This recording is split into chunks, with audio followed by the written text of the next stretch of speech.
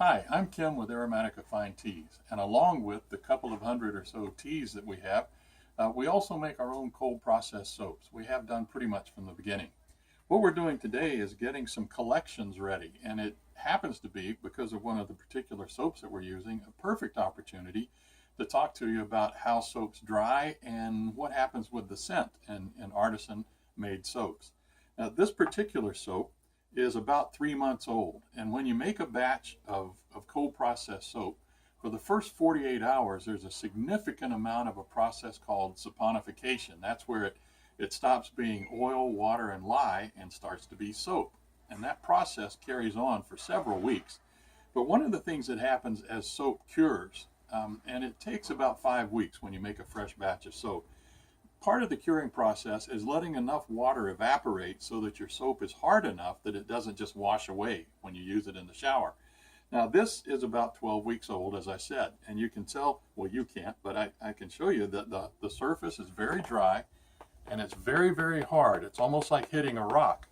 But an interesting thing happens to cold processed soap, and that is that as it dries, it forms sort of a seal. It's just a self-protecting seal. And part of the packaging that we use is a very porous paper, and I wrap our soaps. You'll see that some artisan soaps are just open to the air, and that's cool. That's great, just to put a band around them. It's all decorative. I like to kind of keep people's hands off of it and keep dust off of it, so we use a porous paper. And sometimes when people pick it up, they start smelling, and they can't really smell a strong odor. And part of that is that it's formed that seal that I was talking about. Now, an interesting thing happens when you use certain essential oils. This particular soap is a combination of cinnamon and vanilla. And if you notice, every surface that's been exposed to the air is dark all the way around the soap. And it all is that very hard surface. 12 weeks, keep that in mind. Now, part of our collection is we're making many samplers that are going to go into these beautiful boxes. But when I cut this bar to make it into two of the collections, you'll notice that inside it's not dark anymore. It's white. That was the color of the soap that I originally made when I first batched it, and it hadn't gone to trace yet, and it was a very young mix.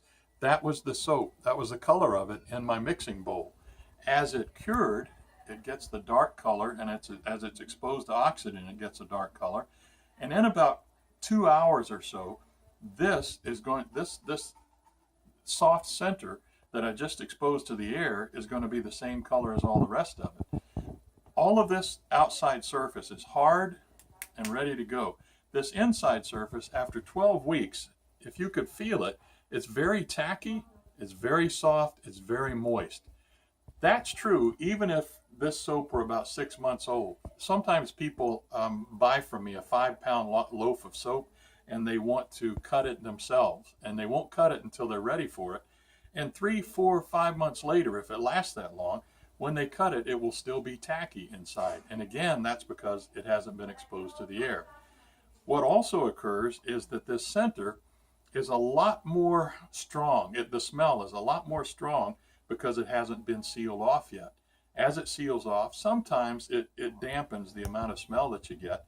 So one of the things you want to do when you use your soap is, especially if it's been cured, fully cured, a couple of months or so, use plenty of water and give it a little bit of a scrub, because that breaks that surface and it releases the smell, and you get the full scent of the soap. It's not going to be any healthier, it's not going to be any better soap, it just releases the scent a little bit more. So that's something to keep in mind when you're looking at soaps, and that gives you a little bit of information on how it works.